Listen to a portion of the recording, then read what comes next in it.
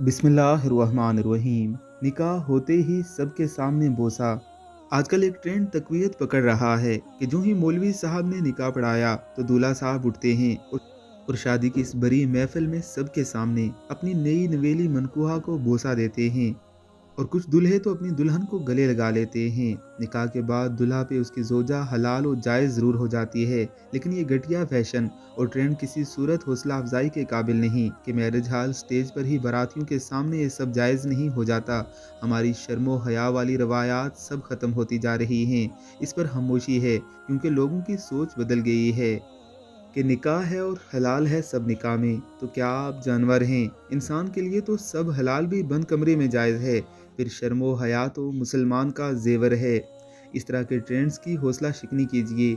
इस वीडियो को ज़्यादा से ज़्यादा शेयर कीजिए। ये बेहूदगी को ख़त्म करने में हमारा साथ दीजिए।